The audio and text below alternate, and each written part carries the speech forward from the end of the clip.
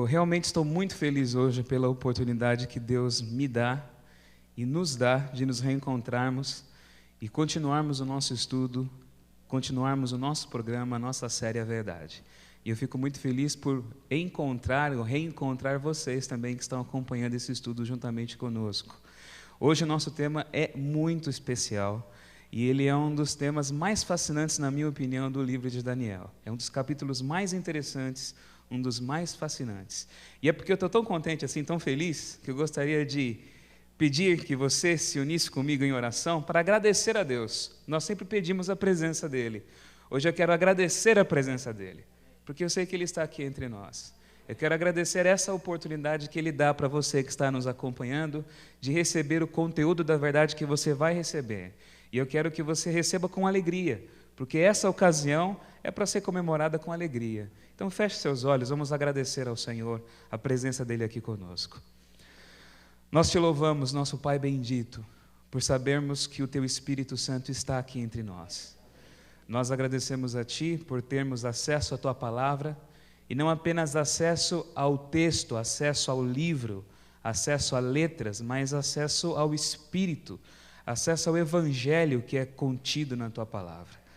Hoje, Senhor, eu agradeço a Ti, porque eu sei que pela graça que há no Teu coração, esse Evangelho vai ficar claro, patente diante dos nossos olhos, e vai nos aproximar mais de Ti, vai mudar a nossa mente, vai transformar o nosso coração, vai desconstruir aquilo que deve ser mudado dentro de cada pessoa, para que possamos experimentar a plena vontade do Senhor em nossa vida. Faça com que seja assim, Pai.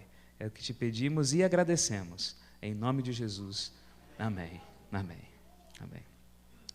Irmãos, o tema de hoje é a verdade sobre a hora do juízo final.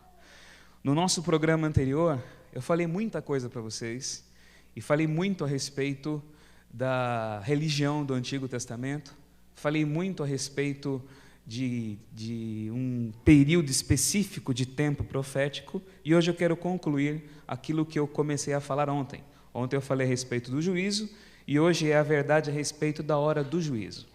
Mas antes de entrar nesse assunto, e antes de lermos o texto da Bíblia, eu estava pensando agora um pouquinho, antes de entrar aqui para poder falar para vocês, e fiquei pensando assim na quantidade de expectativas frustradas que nós vivemos na nossa vida.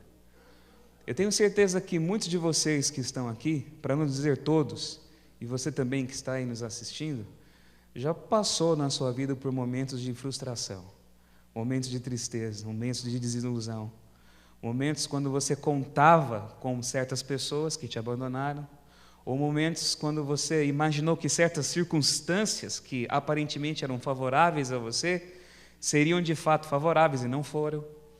A gente às vezes idealiza certas coisas, não é? Às vezes nós idealizamos um futuro, nós concretizamos esse futuro na nossa mente, nós preparamos um script daquilo que vai ser, daquilo que é, e a gente pensa que já pode viver a alegria daquele script que nós já pré-definimos na nossa mente como certeza na vida. E muitas vezes não é assim.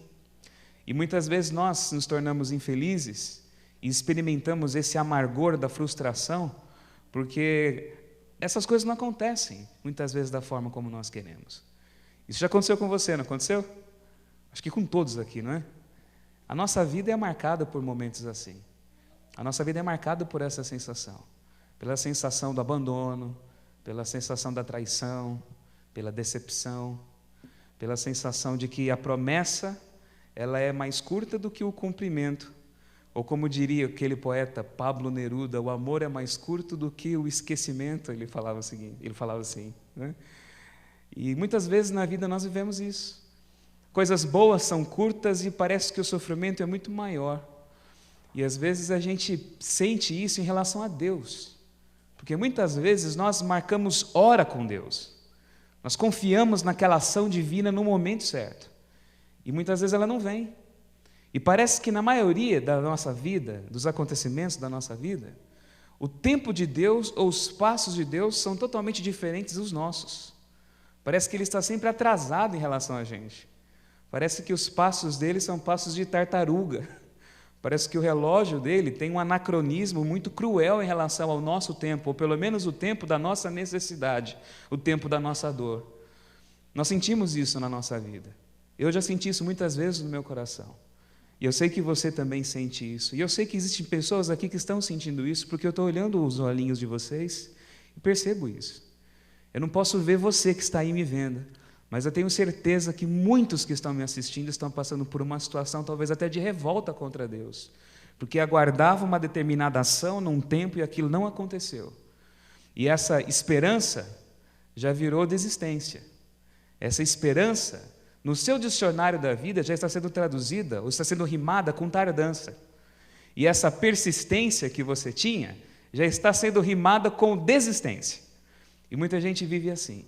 Então, se essa é a sua situação hoje, se você entrou aqui hoje com esse sentimento, ou se você começou a assistir esse programa com esse espírito, com essa sensação no seu coração, eu gostaria que ao final disso tudo, ao final desse nosso encontro, você tivesse esse sentimento totalmente banido da tua vida. Porque o capítulo de hoje fala sobre isso. Fala sobre promessas, fala sobre certezas e fala sobre cumprimento de promessas. Embora o tema seja aparentemente assustador, não é? A hora do juízo final, como eu falo para vocês, nós estamos vendo que no livro de Daniel o juízo não é expedido para o mal. Muito pelo contrário, o juízo ele existe como um fator de esperança. É Deus fazendo justiça para o seu povo. É Deus agindo. Quem não tem voz, quem não tem poder, quem não tem representatividade, quem é injustiçado, sonha com o momento de ver a justiça sendo vivida e realizada na sua vida, não é assim? Você já foi injustiçado já alguma vez? E essa frustração, às vezes, que eu estou descrevendo aqui, não veio na sua vida exatamente pela injustiça que você experimentou e queria que alguém fizesse justiça na hora certa por você? A mensagem do juízo é essa.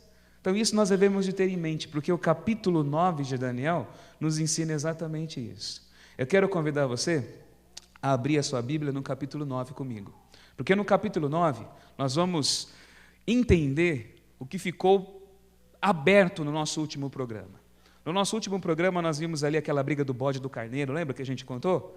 A guerra do Império Medo-Persa, os gregos, os romanos, o que Roma fez, como o cristianismo perverteu a mensagem original do Evangelho, como as ramificações do cristianismo carregaram em si muitos erros que ainda persistem até o dia de hoje. Nós falamos isso no nosso programa anterior. Mas lá é dito em Daniel 8, verso 14, que até 2.300 tardes e manhãs haveria ainda, como eu posso dizer, não uma predominância, mas um poder da mentira, do engano. Depois desse tempo, o santuário seria purificado. E nós vimos que essa expressão purificação do santuário, ela estava ligada à religião dos judeus. Era um ritual, uma festa, um dia chamado Dia da Expiação, quando o sacerdote entrava no Santo dos Santos do santuário. Lembram disso que eu expliquei no último programa? Ele entrava ali, era um dia de perdão, era um dia de juízo, mas era um dia de perdão, onde todos esperavam ter o seu acerto de contas, ter a sua vida perdoada, ter a sua vida renovada com Deus. Só que tudo isso era um exemplo da obra que Cristo iria fazer em nosso favor, porque Cristo é o nosso sacerdote no santuário do céu. E essa é uma verdade que foi apagada, essa é uma verdade que foi esquecida, essa é uma verdade que foi jogada fora dentro da história do cristianismo. Muito pelo contrário, o cristianismo colocou uma série de intermediários entre nós e Jesus, e isso é chamado em Daniel de abominação desoladora. Até quando isso iria acontecer? Até 2.300 tardes e manhãs. Nós vimos que tarde e manhã é uma expressão bíblica que designa o quê? Designa o quê? Tarde e manhã. O irmão já está ali no raciocínio mais rápido ainda do que eu já estava pensando já aqui, hein? Né? Designa um dia. Só que como a profecia é simbólica, e eu já falei para vocês do nosso reducionismo simbólico, lembram disso? Não é? Aquele princípio de redução, assim, tudo pequenininho, né? Mesmo? Não é? E na profecia aqui está tudo pequenininho, não está? A Medo-Persa é um carneiro, a Grécia é um bode, não é? O dia é um ano. Então, 2.300 tardes e manhãs, ou 2.300 dias, na verdade, o que é? São 2.300 anos. O que ficou aberto no capítulo 8, que Daniel não entendeu, porque o anjo Gabriel explicou tudo para ele daquilo que ele viu, mas não explicou para ele o tempo, quando começaria, ou quando se cumpririam esses 2.300 dias, O lugar onde aconteceria o evento específico era o santuário, e o evento era a purificação do santuário. Essa purificação do santuário seria o evento divino da justiça. E nós vimos que é a expressão que o capítulo 8 usa para falar do julgamento, lá do capítulo 7 que nós estudamos. É o julgamento de Deus, é o juízo final, é o juízo do Senhor, é a purificação do santuário, é Deus assentando no seu trono para executar a justiça. É isso que nós vimos. Então, Daniel não entendeu muito bem isso daqui. Ficou muitas dúvidas na mente dele. E eu sei que ficou muitas dúvidas na nossa também, do programa anterior para esse. Só que você é privilegiado, você tem sorte. Você que está aqui no estúdio, você teve um dia só de dúvida, de ontem para hoje. Você que está assistindo o programa, eu não sei quanto tempo. Mas Daniel teve 13 anos de dúvida, do capítulo 8 para o capítulo 9. Porque é 13 anos depois que ele recebe a revelação. Então, deixando claro para a gente aqui, 2.300 dias são o quê? 2.300 anos. Por isso o anjo falou para ele que aquele tempo e aquela profecia do capítulo 8 chegaria até a época do fim. Nossos dias, diz respeito à nossa realidade. Então eu quero convidar você agora a abrir a sua Bíblia em Daniel capítulo 9. E logo depois eu vou mostrar para você aqui a estrutura do capítulo. Mas abra a sua Bíblia em Daniel capítulo 9. Eu quero ler aqui os primeiros versículos com você, antes de nós atentarmos para essa tela que eu coloquei aqui. Daniel capítulo 9, verso 1 e verso 2, diz o seguinte: no primeiro ano de Dario, filho de Assuero. Aqui a época já é outra do capítulo 8, percebe? Aqui já não é mais Babilônia, Belsazar já havia passado, agora ele está começando a ver as profecias se cumprindo, o reino da Babilônia já passou, o império medo-persa, o peito de prata da estátua, lembra? O urso do capítulo 7, o carneiro ali do capítulo 8, já está dominando. Então ele já está vendo as suas profecias, as revelações já acontecendo, se concretizando nos seus dias. E é esse primeiro ano de Dario que Daniel sofre aquela perseguição. É nesse primeiro ano de Dario que ele é lançado na cova dos leões. E muito provavelmente, eu tenho isso no meu coração, que aquelas orações que ele fazia na janela voltados para Jerusalém, eram essas orações, ou alguma delas, pode ser essa oração aqui do capítulo 9. Porque aqui no capítulo 9 ele ora. E aqui diz o seguinte: no primeiro ano de Dario, filho de Assuero, da linhagem dos Medos, o qual foi constituído rei sobre os caldeus, porque de fato o imperador, o majoritário, o poder maior era de Ciro.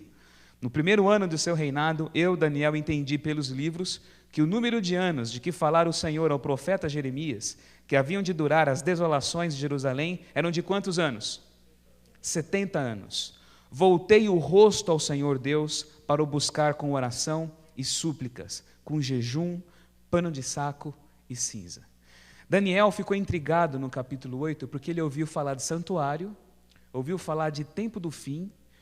Ele teve uma intuição de que aqueles 2.300 dias, na verdade, não eram dias, porque ele tinha mais ou menos uma ideia de que aquilo poderia significar anos.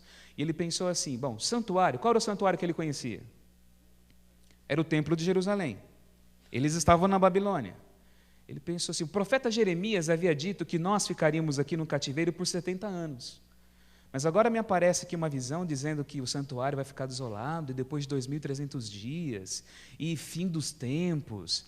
Será que Deus esqueceu da gente? Será que Deus nos abandonou? Esse sentimento de abandono que eu falei para vocês, esse sentimento de estar solto à própria sorte, essa decepção, será que a nossa esperança toda foi em vão? Então Daniel se volta nas Escrituras e ele já está vendo as profecias se cumprindo. Quem se assenta no trono persa é um homem chamado Ciro. E na Bíblia havia uma profecia de Ciro. Então ele começa a entender que as coisas estavam encaminhando e os 70 anos já estavam acabando, mas ele não vê nenhum movimento, nenhum indício de que aquela promessa de libertação iria acontecer. O capítulo 9, ele está montado da seguinte forma. No primeira parte do capítulo, nós vemos aqui ele falando de Ciro, né, do governo persa, e falando da profecia de Jeremias. Ele faz uma oração, e logo depois ele recebe uma revelação sobre o tempo da vinda do Messias e do juízo final. Então eu dividi esse capítulo aqui em 3 partes. O Messias dos 70 anos, a oração de Daniel e o Messias das 70 semanas. Por que eu dividi da seguinte forma? Porque Daniel ora, como ele disse aqui para vocês, como nós lemos. E a maneira como ele ora é muito significativa. Ele não come, ele jejua, ele se veste com um pano de saco, um pano de uma lã grosseira, ou pele de camelo que eles usavam naquele tempo, e ele fica sobre cinza. E isso significa, é símbolo de luto, de morte. O homem apegado à cinza é o homem apegado à morte. E a cinza, o que está na cinza, só busca a vida de quem? De Deus, que é o doador da vida. O morto não come, ele jejua. E ele usa uma roupa qualquer, porque ele não tem vaidade. Então ele está se despojando da vida, entregando-se totalmente nas mãos de Deus. Essa é a oração de Daniel. Ele pede pelo povo, ele intercede. Ele pede para que Deus relembre das suas promessas, não abandone Israel. Porque se Israel ficasse no exílio, Israel não seria nunca mais restaurado. Se Israel não fosse restaurado, a promessa que Deus havia feito a Abraão de abençoar toda a humanidade não seria concretizada. E a vinda do Messias maior, que salvaria a humanidade, também não aconteceria. Então a angústia de Daniel é que Deus de fato havia abandonado Israel e esquecido completamente do seu povo lá. E é por isso que ele ora. Mas ele está vendo que as profecias estão se cumprindo, mas ao mesmo tempo há dúvidas no coração dele. Eu disse para vocês, eu li para vocês aqui esse texto, num dos programas anteriores, falando sobre Ciro, o imperador persa. Lembram disso? Que na Bíblia, Ciro, ele foi profetizado e foi mencionado muitos anos antes do nascimento dele, pelo profeta Isaías. E Ciro, nesse texto aqui, esse texto que descreve como que ele iria conquistar a Babilônia, não é? Que digo a profundeza das águas, seca-te, e eu secarei teus rios. Que digo de Ciro, ele é meu pastor, e cumprirá tudo o que me apraz. E digo também de Jerusalém, será o quê? Edificada. Quer dizer, quem queria edificar Jerusalém? Ciro. E do templo será fundado. Quem iria reconstruir o templo em Jerusalém? Ciro. Então essa era a promessa. Era nisso que Daniel se fiava. Era nisso que ele confiava. Mas ele não estava vendo nada disso acontecer. Assim diz o Senhor ao seu ungido. A palavra ungido em hebraico é Mashiach. E sabe o que significa a palavra Mashiach? A palavra Mashiach é Messias. A palavra Messias significa ungido. Mashiach, Messias. Em grego, essa palavra foi traduzida por Christos, que significa ungido. Então vocês estão entendendo o que eu estou querendo dizer aqui para vocês, não é? Ungido é um homem especial, um homem separado por Deus. Houveram muitos ungidos na história de Israel. 3 funções específicas recebiam esse título de ungido. Um profeta era chamado de ungido, o sacerdote era chamado de ungido e o rei era chamado de ungido. E a maioria desses homens, eles tinham esse ministério especial, essa função especial inaugurado por uma cerimônia de unção. E geralmente a unção era feita com azeite. Um profeta ou alguém comissionado por Deus enchia um chifre de carneiro com óleo de azeite puro e derramava esse óleo do azeite, símbolo do Espírito Santo, capacitando essa pessoa para essa função específica. Então, apenas reis, sacerdotes e profetas eram ungidos. Mas Deus também tinha uma regrinha que ele havia colocado para o povo de Israel. Um rei não pode ser sacerdote. Ou é sacerdote, ou ele é rei. Para que não houvesse o acúmulo de funções e abuso de poder. Não é? Porque abuso de poder é uma coisa que não acontece na história da humanidade. E a gente não vê isso acontecer, não é mesmo? Não é? Abuso de poder, nepotismo, não é? Bom, eu não vou ficar entrando nesses assuntos aqui, vamos falar de coisa boa. Não é? Mas Ciro é chamado do quê? De Messias. Embora ele não fosse judeu, embora ele não conhecesse a Deus, Deus olha para ele e na graça dele fala, você é meu Messias, eu te escolhi, eu te ungi, você vai restaurar Jerusalém e é por sua mão que as coisas vão acontecer. Eu vou abrir as portas diante de você que não se fecharão. Então é nesse Messias que apareceria depois dos 70 anos que Daniel espera e é por ele que ele ora, mas ele não vê nada acontecendo. Então ele pede para que Deus agisse, para que Deus intervisse. Só que uma outra coisa interessante, meus irmãos, para a gente poder entender a profecia agora que eu vou abrir diante de vocês, e eu gostaria da atenção de vocês para essa profecia, porque ela parece complexa, mas se você entender o significado dela, ela é maravilhosa e vai encantar você para o restante da sua vida. Para você poder entender, nós temos que entender uma outra questão cultural de Israel. Deus deu mandamentos. E os 5 primeiros livros da Bíblia, a Torá, você tem os preceitos e mandamentos que Deus deu para o povo de Israel. Nos 10 mandamentos, Deus fala de um dia de descanso. E qual é o dia que fala nos 10 mandamentos? Deus fala do sábado como dia de descanso. 6 dias trabalharás, farás toda a tua obra, mas o sábado é o dia do Senhor teu Deus. Então, semanalmente, havia um dia de descanso, chamado sábado. Só que o povo de Israel não tinha só um dia de descanso na semana, o sábado. Haviam festas religiosas, feriados religiosos. Mas havia também um ano específico que era chamado de ano sabático. De 7 em 7 anos, havia um ano sabático. E nesse ano sabático, a terra descansava. Nesse ano, eles não trabalhavam na terra. Eles estocavam e viviam do alimento que haviam produzido nos anos anteriores. Era uma folga para a terra, um descanso para a terra. Eu já tive a oportunidade de ir em Israel no ano sabático.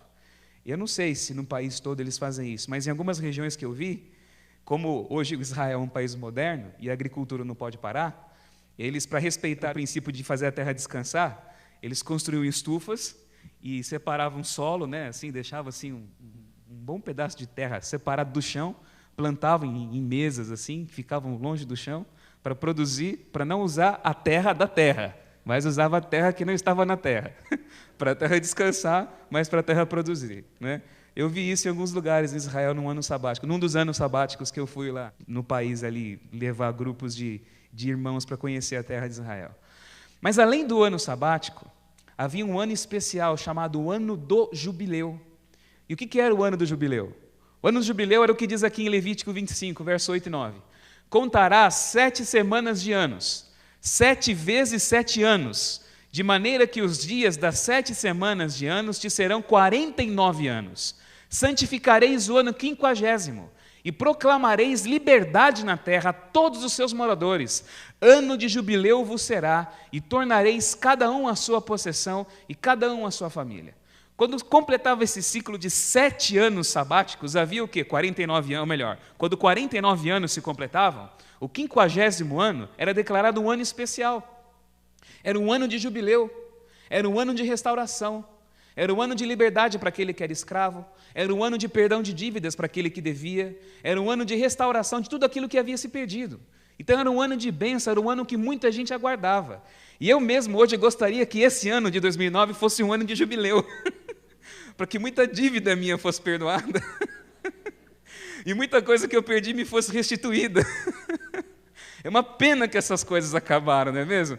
Tem gente que fala assim, a lei de Moisés acabou, tal, mas tem coisa boa, tá vendo, que foi embora, né?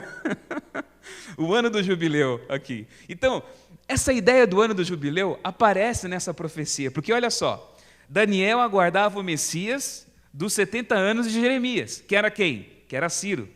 E ele ora pedindo por isso. Mas Deus vai revelar para ele um Messias maior, Messias do jubileu. Só que esse jubileu aqui, que eles comemoravam, né, de 50 anos, era só um ano.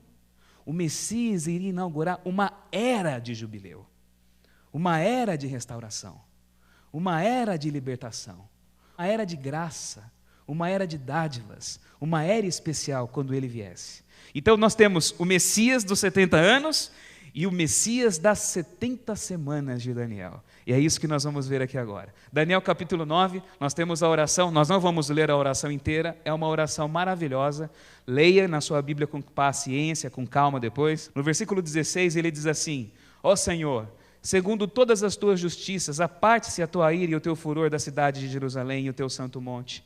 Porquanto, por causa dos nossos pecados e por causa das iniquidades dos nossos pais, se tornaram Jerusalém e o teu povo vergonha, opróbrio para todos os que estão em redor de nós.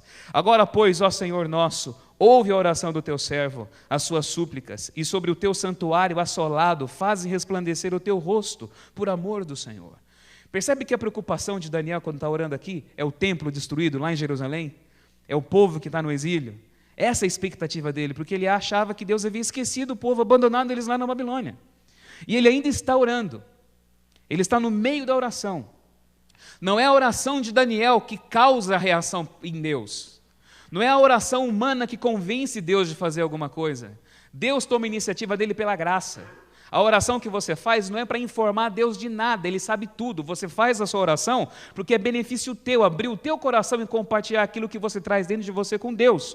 Porque isso é terapia para a alma. Oração é terapia para a alma, é isso que você tem que entender. Não se faz barganha com Deus nem quando se ora, porque Ele ainda está orando, a oração dele é o que menos importa, Ele ainda não termina a oração, quando a oração dele é repentinamente interrompida pela presença de alguém muito especial. E diz aqui o texto, no versículo 20: falava eu ainda e orava, e confessava o meu pecado e o pecado do meu povo de Israel, e lançava a minha súplica perante a face do Senhor, meu Deus, pelo monte santo do meu Deus. Falava ainda na oração, quando o homem Gabriel, ou seja, o anjo Gabriel, que eu tinha observado na minha visão ao princípio. Quando que ele viu Gabriel? Foi no capítulo 8, lembram? Que Gabriel foi explicar para ele o carneiro, o bode, aquela coisa toda. O anjo lá da visão, que ele não havia entendido lá das tardes e das manhãs do tempo, o anjo Gabriel volta, e ele vem para explicar. Aquele que eu tinha observado na minha visão ao princípio, veio rapidamente voando, e me tocou a hora do sacrifício da tarde, por volta das 3 horas da tarde. Ele queria instruir-me, falou comigo e disse: Daniel, agora saí para fazer-te entender o sentido. No princípio das tuas súplicas saiu a ordem, e eu vim para te declarar, porque és muito amado. Você é um homem muito amado por Deus. Considera, pois, a coisa e entende a visão. Você quer entender quando começa o juízo? Quer entender quando começa o juízo de Deus? Quer entender os 2.300 anos que você não entendeu no capítulo 8? Quem aqui quer entender? Deixa eu ver. Quem quer entender? Amém, né, irmão? Então, o anjo Gabriel, mais uma vez, vai dar essa força para a gente. Como ele fez no capítulo anterior com Daniel, ele vai nos ajudar a entender também. Eu agora vim para fazer você entender aquilo que você não havia entendido, que era exatamente o tempo do cumprimento da profecia lá do capítulo 8, a purificação do santuário, o julgamento de Deus. Quando começa? Ele diz aqui, presta atenção, Daniel, 70 semanas estão determinadas sobre o teu povo. Qual o povo de Daniel? Daniel era chinês? Daniel era o quê? Sueco? Americano? Daniel era o quê? Era judeu. 70 semanas estão determinadas sobre o teu povo, sobre os judeus, sobre a tua santa cidade. Para quê? Para fazer cessar a transgressão, para dar fim aos pecados, para expiar a iniquidade, para trazer a justiça eterna, para selar a visão e a profecia e para ungir o Santo dos Santos. Em outras palavras, você pensa que Deus esqueceu Israel? Você pensa que Deus esqueceu das promessas dele? Você pensa que Deus esqueceu de trazer justiça, de fazer o bem, de abençoar aqueles que têm fé e esperam nele? De forma alguma, Daniel, não alimente esse pensamento no seu coração, porque ele determinou o tempo para realizar o bem, e determinou o tempo quando o Messias apareceria para realizar esse bem. E ele diz aqui, quando isso vai acontecer? Verso 25, e esse verso é chave. Guarde esse verso é importantíssimo. Diz aqui, sabe e entende. Repete comigo, sabe e entende. Isso é para você agora. Deus diz para você, sabe e entende. Então, é para saber e para entender, tá bom? Sabe e entende. Quando começam os 2.300 anos do capítulo 8 de Daniel? Quando começa? Desde a saída da ordem para restaurar e para edificar Jerusalém. Jerusalém estava destruída, não estava? Nabucodonosor não tinha feito isso? Um decreto sairia. E quando esse decreto saísse, quando ele fosse assinado, começaria a contagem dos 2.300 anos. Então é fácil, gente. Se eu achar essa data, é só jogar 2.300 anos, porque cada dia na profecia simbólica vale 1 ano, e eu chego em qual data? Na data do início do juízo final. Entenderam? Simples, o programa pode acabar agora aqui. Vamos chamar a mensagem final para terminar já? Né? Porque basicamente é isso. Então agora eu vou passar para vocês detalhes dessa profecia, mas o mecanismo dela é simples. Desde a saída da ordem para restaurar Jerusalém, aí é que começa. Só que ele fala do Messias, ele fala de Jesus aqui. Então quando que é esse decreto? Quando que saiu a ordem? Esdras, no capítulo 7, nos fala dessa ordem, porque Esdras é o personagem bíblico que faz essa ordem cumprir. Ele é aquele que volta lá da Pérsia e vai para restaurar Jerusalém. Ele diz o seguinte, passadas essas coisas, capítulo 7 de Esdras, no reinado de quem? De Artaxerxes, esse é o nome do rei. Ele tinha um apelido interessante, era Artaxerxes Longímano, o nome dele. Artaxerxes Mão Grande, né? Não sei porquê, talvez não seja pela... A gente fala mão grande hoje, né, meio no sentido pejorativo, né? Mas acho que não era bem esse o caso dele, não. Ele era mãozão mesmo, né? Artaxerxes Longímano, no reinado dele, rei da Pérsia, Esdras chegou a Jerusalém no 5º mês, no 7º ano deste rei. No 5º mês, no 7º ano desse rei. E o rei deu um decreto, e ele dizia o seguinte: por mim se decreta que no meu reino, todo aquele do povo de Israel e dos seus sacerdotes e levitas que quiser ir contigo a Jerusalém, vá. Outros decretos anteriores já haviam acontecido. Por exemplo, Ciro, a essa altura, já havia reconstruído o templo, ou já havia dado a ordem para a reconstrução do templo, melhor dizendo. Muitas coisas já haviam acontecido já. Só que o principal decreto que restaurou Jerusalém como cidade foi esse decreto. O decreto que Daniel se refere é esse decreto de Artaxerxes, que acontece quando? No 7º ano desse rei. E eu tenho como saber isso na história? Tenho como saber? Tenho. Qualquer livro de história ensina isso. Eu trouxe aqui uma citação para vocês do livro A História de Israel no Antigo Testamento, escrito pelo professor Samuel Schultz, da editora Vida Nova, uma editora evangélica. Página 251 diz assim: 58 anos se passam em silêncio entre Esdras capítulo 6 e 7. Pouco se sabe acerca dos acontecimentos em Jerusalém a partir da consagração do templo, que aconteceu no ano 515, até o retorno de Esdras, 457 a.C., no 7º ano de Artaxerxes, rei da Pérsia. Então, quando que é a data? 457 a.C. Pronto. O que o anjo diz aqui? Desde a saída da ordem para restaurar e para edificar Jerusalém, até o Messias, o príncipe. Ele diz assim, até o Messias, o ungido, o príncipe. Lembra que no capítulo 8 ele é chamado de príncipe? Ali? Até o Messias, o príncipe, 7 semanas e 62 semanas. As praças e as circunvalações se reedificarão, mas em tempos angustiosos. Gente, tem muita conta que pode fazer aqui nesse capítulo. Mas eu, como hoje disse que eu estava contente e bonzinho, já vou passar a cola para vocês, tá? Já fiz todas as contas, todos os cálculos, já vou dar só o resultado já para vocês, tá bom? Quando se fala de profecia simbólica, um dia simboliza um ano. Uma semana tem quantos dias? 7. Então, numa profecia simbólica, uma semana teria quantos anos? 7 anos.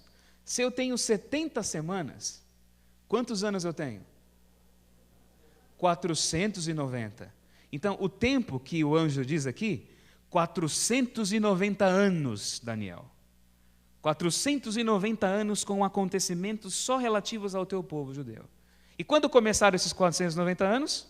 Em 457. Então, o início dos 490 anos e dos 2.300 anos, porque eles começam juntos, é a mesma coisa que a gente está falando aqui, é no ano 457 a.C. Ele diz, 7 semanas mais 62. 7 mais 62, quanto que é? Isso é facinho, né? Aí não precisa nem fazer conta. 69. Quer dizer, depois de 69 semanas dessa data, ou seja, depois de 483 anos, apareceria quem? O ungido, o príncipe, o Messias, ele viria. A data de Jesus vir estava marcada na Bíblia em Daniel capítulo 9. Sabia disso? Ele veio na hora certa, no tempo certo, na data certa. A profecia diz a época do surgimento do Messias. Quando Jerusalém fosse reconstruída, 483 anos depois, o Messias apareceria. E será que isso aconteceu? O Evangelho de Lucas nos diz, no capítulo 3, no versículo 1 e 2, que no 15º ano do reinado de Tibério César, sendo Pôncio Pilatos governador da Judéia e Herodes tetrarca da Galileia, veio a palavra de Deus a João, filho de Zacarias, no deserto, e ele começou a batizar. E nesse ano ele batizou Jesus, no 15º ano do reinado de Tibério César. E sabe quando foi o 15º ano do reinado de Tibério César? O ano 27 da nossa era. Fazendo a conta? Exatos 483 anos depois do decreto de restauração de Jerusalém. Coincidência, meus irmãos? É claro que não é. Essa é a prova de que Jesus é o Messias da profecia. E o próprio Senhor Jesus tinha conhecimento dessa profecia. Jesus era um estudioso do livro de Daniel. Por isso que esse livro é importante, porque ele usava expressões desse livro para ele. Para se ter uma ideia, melhor dizendo, ele se chamava de filho do homem. Não é assim? O filho do homem, quando ele falava dele. A expressão filho do homem você encontra em Daniel, no capítulo 7. É aquele que recebe o reino, é aquele que se identifica com o seu povo, é aquele que sofre e vence com o seu povo, é o Filho do Homem. E ele recebe o batismo exatamente na data certa, quando a profecia disse que isso iria acontecer. 7 semanas, mais 62 semanas, 483 anos, ele é batizado. E olha a consciência que Jesus tinha da profecia de Daniel. Quando ele começa a pregar, olha como ele pregava. Foi Jesus para a Galileia, o Evangelho de Marcos, capítulo 1, verso 14 e 15, diz assim: pregando o Evangelho de Deus e dizendo, o tempo está cumprido. Que tempo que estava cumprido? É o tempo do surgimento dele. Gente, o tempo acabou, eu cheguei. Muitos podem se proclamar Messias, muitos podem oferecer pseudo-salvação para vocês, mas eu cheguei. E não há ninguém que se encaixe na profecia como eu. O tempo está cumprido e o reino de Deus está próximo. Arrependei-vos e crede no Evangelho.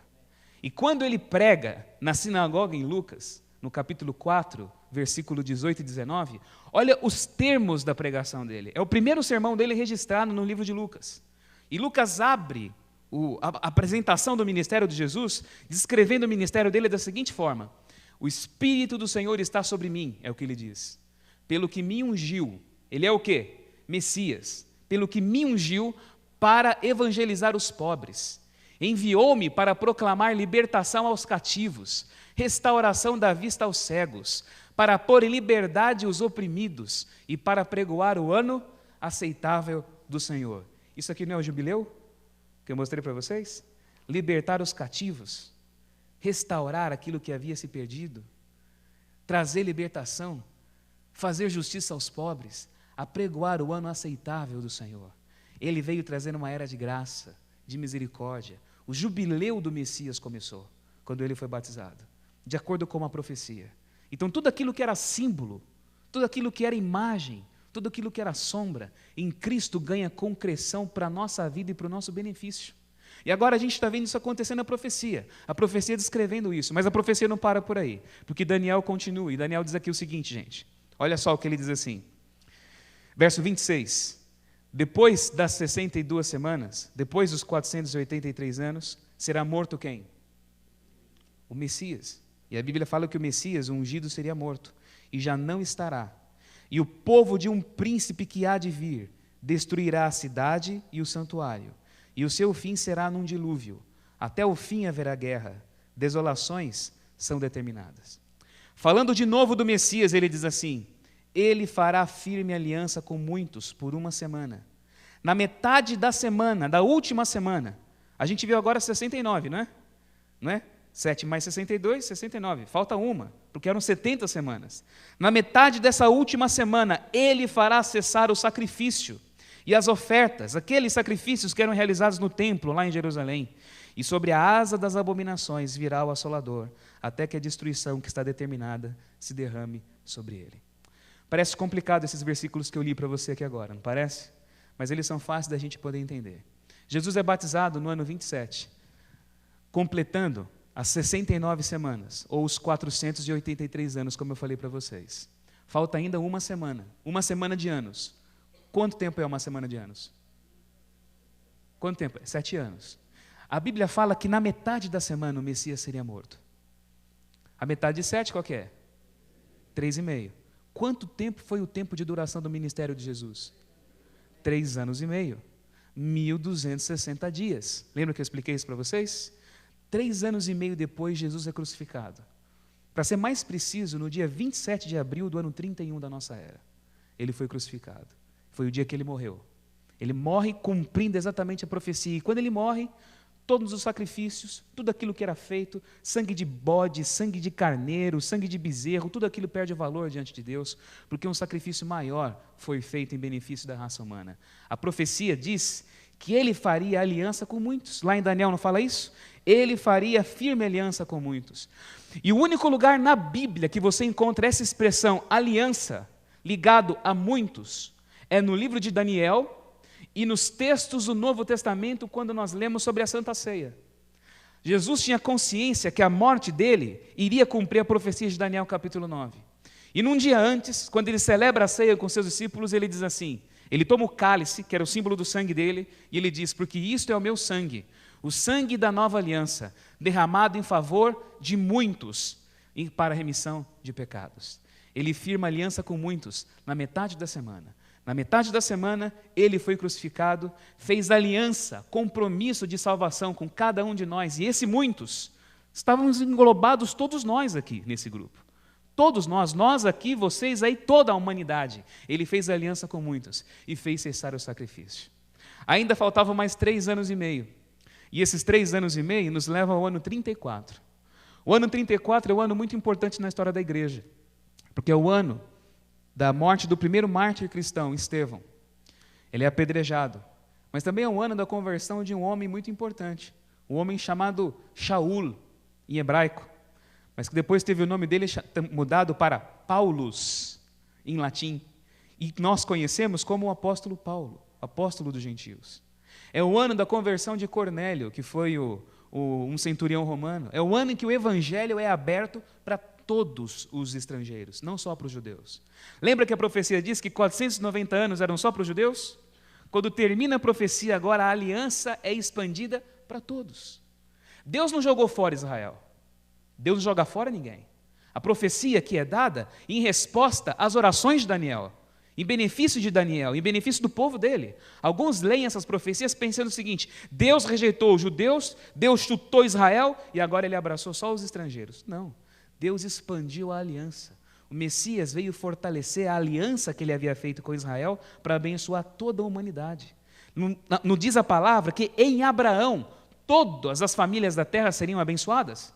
É exatamente isso que acontece agora por intermédio do sangue de Jesus, porque é o filho de Davi que se assenta no trono do universo. É o sacerdote, filho de Davi, que representa. E esse é o Messias de todos os Messias. É por isso que ele, Yeshua, de Nazaret, que era o nome dele, aqui na terra, ou Yeshua Bar Yosef, como ele era conhecido, Jesus, filho de José, por isso que ele entra na história como sendo Jesus Cristo, Jesus o Messias, porque ele é ao mesmo tempo rei, ele é ao mesmo tempo sacerdote, e ele é ao mesmo tempo profeta. Tudo aquilo que ninguém podia ser numa pessoa só, ele era. Todos os ungidos prefiguravam esse ungido. Todos os ungidos apontavam para ele. Ele é rei, sacerdote e profeta. E todas essas funções de Jesus são descritas no livro de Daniel, mas são descritas ao inverso. No capítulo 7, ele é o rei. No capítulo 8, ele é o sacerdote. E aqui, no capítulo 9, ele é o sacrifício. Ele é sacrificado. O Messias é morto. E a expressão em hebraico aqui para a morte do Messias significa morte violenta. E a morte violenta feita como sacrifício no altar. É isso que significa. Ele é sacrificado pela aliança, e o sangue dele faz a aliança. E depois disso, o evangelho é esparramado, anunciado para todos. E é por isso que você está aqui, porque essa profecia de Daniel se cumpriu como ela disse que iria se cumprir. Então, para a gente terminar o nosso estudo, meus irmãos, 69 semanas, 483 anos, mais essa última semana, com o tempo que nós temos, é profecia, os 490 anos ali, não é? Que começaram lá em 457. Então vamos jogar tudo num gráfico aqui e chegar à nossa questão final, quando começa o juízo final, não é? Não é essa a nossa dúvida, não é mesmo? Se eu pego o ano 34, que é o ano que termina aqui as 70 semanas, os 490 anos, não é? Eu tenho que pegar ele aqui e jogar o tempo que ficou faltando, para mim poder chegar na data final, não é assim? Para chegar lá. Então olha só, Daniel 9 mostra tudo isso, a estrutura que nós vimos aqui. Fala do Messias, 70 semanas, e você pode perceber uma ligação interessante. As expressões de tempo das semanas estão todas ligadas com o Messias e a obra dele. As expressões de destruição e construção são ligadas com a cidade. Então, Messias, semanas. Construção, Jerusalém. Morte do Messias, semanas. Destruição de Jerusalém. A aliança do Messias, semana. Depois fala da destruição de Jerusalém. Jerusalém foi destruída. Esse assolador que fala aí é o Império Romano. No ano 70 da nossa era, Jerusalém foi destruída e a destruição foi total. E desde o ano 70 até então, nunca mais houve rei no trono de Davi. Houve a diáspora, o povo judeu foi espalhado e na década de 40 para cá, houve a criação do Estado de Israel. E há uma polêmica e guerra, como diz Daniel, desolações e guerras até o fim são determinadas, porque a criação do Estado de Israel lá na Palestina, falar Israel e Palestina já é uma briga, só para vocês terem uma ideia, porque tem uns que não aceitam o termo Israel, os palestinos não aceitam esse termo, e os israelenses não aceitam o termo Palestina. Então, só de falar isso já é uma confusão já, para vocês terem uma ideia de como a profecia diz que isso iria se cumprir. Mas indo aqui à nossa parte final, irmãos. Olha só, 2.300 anos. Nós estudamos aqui as 70 semanas, que são os 490. Se eu tiro os 490 anos dos 2.300, sobram quanto? 1.810, é o que falta, não é? As 70 semanas terminaram no ano 34, não foi? Quando Estevão foi apedrejado, quando Paulo se converte, quando o evangelho é pregado aos gentios. Então, o que eu tenho que fazer? Eu pego 1.810 anos e somo no ano 34. Eu vou chegar em que ano? 1844. Concorda comigo? Difícil de entender? Difícil de entender? Olha só, volta de novo. 2.300 anos, a profecia toda. Esse pedacinho aqui era para os judeus, não é? Foi o que a gente estudou. Se eu tirei isso daqui, sobrou o quê? Então eu pego o término disso daqui, que é o ano 34, jogo 1.810 anos e eu chego em 1844. 1844 é a data do término dos 2.300 anos, lá de Daniel capítulo 8. É nesse ano que lá no céu inicia-se aquele julgamento do capítulo 7 de Daniel. Deus está julgando e está conduzindo agora a história da humanidade para o fim. Depois disso, meus irmãos, não tem mais nenhum tempo profético para se cumprir. Depois disso agora, o que nos espera é a volta do Senhor Jesus. Quando Ele terminar o julgamento, Ele virá fazer justiça para o seu povo. Para ser mais exato no cálculo, 22 de outubro de 1844. A purificação do santuário, o julgamento. E ao mesmo tempo, é quando a verdade começa a ser restaurada. É por isso que eu estou pregando isso para vocês. Porque a partir dessa época, verdades começaram a ser descobertas. Se há um santuário no céu, se há um julgamento acontecendo no céu, e se esse julgamento vai determinar a salvação das pessoas e o futuro da humanidade, então, obviamente, ninguém recebeu o galardão. Concorda comigo? Concorda comigo? Ninguém recebeu o galardão. Então, se ninguém recebeu o galardão, não há salvação ainda concedida a ninguém. Então, a ideia de que quando se morre, você vai para algum lugar, um estado intermediário, não combina com essa doutrina bíblica. Porque você tem que começar a raciocinar de acordo com o que a Bíblia fala. Se existe um santuário no céu, e se esse santuário era uma cópia do santuário que havia aqui na terra, e se no santuário do céu existe a Arca da Aliança, e se a lei está dentro dela, é porque a lei não perdeu o valor. E Deus julga de acordo com a lei dele. E se a lei dele não perdeu o valor, e se o sábado consta na lei de Deus, ele deve ser observado. Concordam comigo ou não? São inferências óbvias dessa realidade. E são verdades que foram apagadas, que foram jogadas por terra, mas que começam a reaparecer depois. Então, muitas coisas começam a reaparecer. Mas a maior de todas elas, meus irmãos, é a que o Apocalipse nos diz, que nós devemos de anunciar hoje. O Apocalipse, falando sobre a última mensagem, e falando sobre a mensagem para ser dada para a humanidade, diz o seguinte: vi outro anjo voando pelo meio do céu, tendo o evangelho eterno para pregar aos que se assentam sobre a terra, a cada nação, e tribo, e língua, e povo, dizendo em grande voz: temei a Deus e dai-lhe glória, pois é o quê? Chegada a hora do seu juízo. A mensagem hoje para ser dada é essa: chegou a hora do juízo, e adorai aquele que fez o céu, e a terra, e o mar, e as fontes das águas. Hoje o homem esqueceu do julgamento de Deus. O homem pensa que ele é o próprio juiz. O homem vive aquela filosofia existencialista de que a verdade é ele que faz. Hoje o homem esqueceu que Deus é o Criador. Hoje tudo é atribuído à evolução, a um processo do nada. Mas a mensagem do Apocalipse não é essa. O julgamento está acontecendo. Deus conduz a história e Ele é o Criador e por isso Ele pode julgar. Mas a maior de todas as verdades, e eu quero encerrar o estudo hoje, falando sobre isso aqui agora, a maior de todas as verdades, a que dá a maior segurança, e na minha opinião é a maior desconstrução e a revolução da profecia de Daniel, é essa que está contida aqui em Hebreus. É o espírito da profecia de Daniel, traduzido aqui em Hebreus capítulo 6, versos 19 e 20, que diz assim: em Jesus, no santuário do céu, como nosso sacerdote, nós temos o quê? Âncora da alma, segura e firme, que penetra onde? Além do véu, lá onde Jesus, como precursor, entrou por nós, tendo se tornado sumo sacerdote para sempre, segundo a ordem de Melquisedeque. Os sacerdotes terrenos, eles eram todos levitas. Jesus não era levita. A ordem dele é uma ordem muito maior. A ordem de Melquisedeque. Já ouviram falar de Melquisedeque? Já ouviram falar alguma vez de Melquisedeque? Nunca ouviram falar? Melquisedeque foi um homem que Abraão encontrou uma vez, voltando de uma guerra. Hebreus capítulo 7 conta a história. Abraão era um homem com quem Deus tinha aliança. Ele encontra Melquisedeque. Melquisedeque era rei. E Melquisedeque era sacerdote. E Melquisedeque oferece pão e vinho. E Abraão se prostra, Abraão se ajoelha diante de Melquisedeque. Melquisedeque põe a mão sobre a cabeça de Abraão.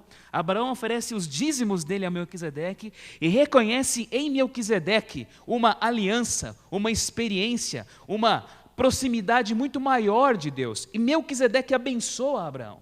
Ora, Abraão que é o pai da fé, Abraão que é o pai da revelação, Abraão que é o pai da religião que nós conhecemos, ele é abençoado por alguém de uma ordem superior a dele.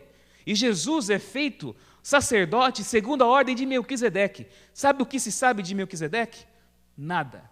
Melquisedeque não tem genealogia, Melquisedeque não tem princípio de dias, Melquisedeque não tem fim de existência, para poder mostrar para mim e para você que Jesus é sacerdote de todos os homens. Ele não tem genealogia, porque ele não tem pedigree, porque ele pode englobar na sua intercessão todos os que têm pedigrees e todos os vira-latas do mundo também. Ele não tem genealogia, porque ele não defende uma raça.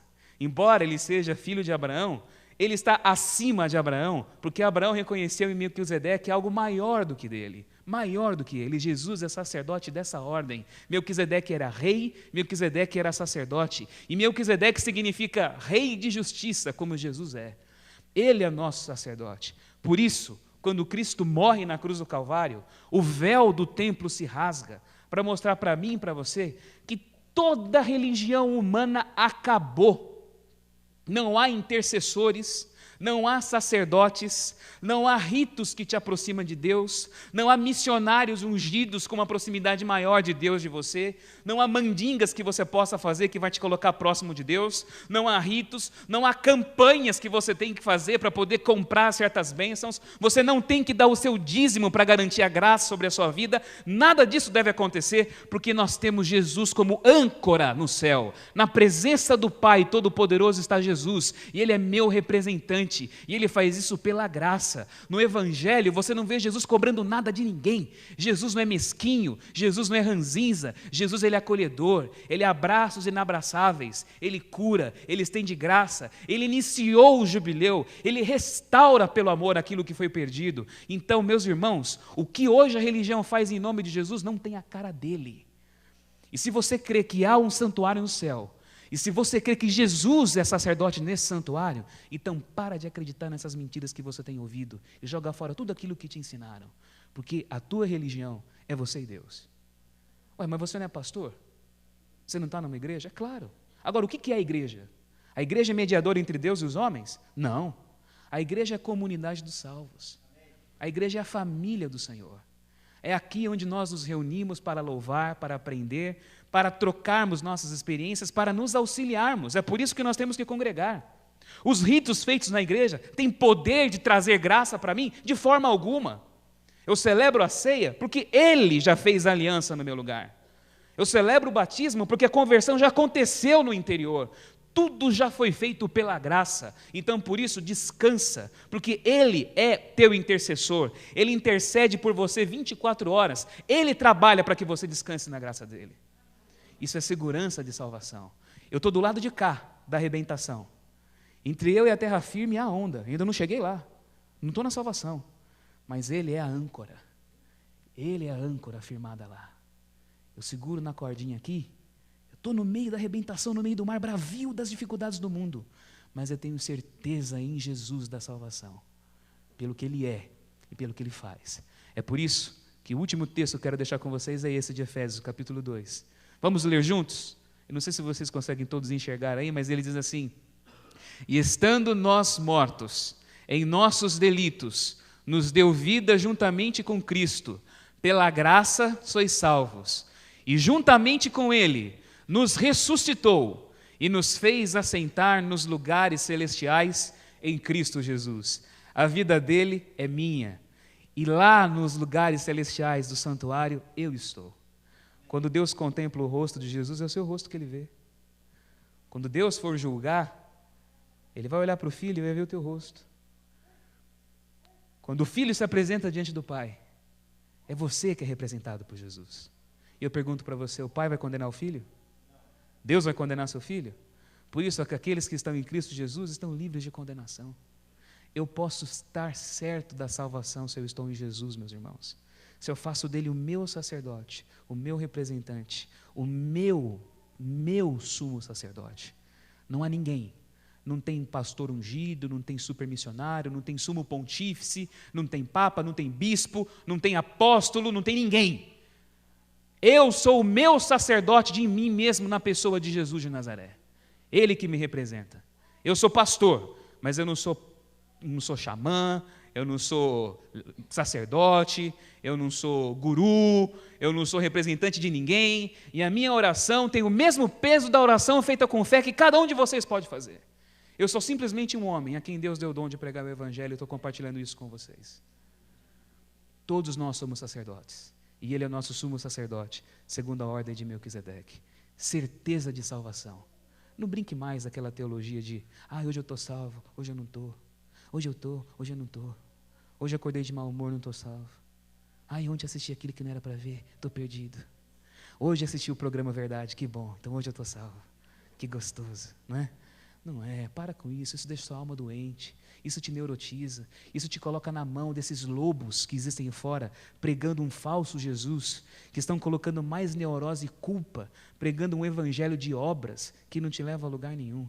Confie na palavra.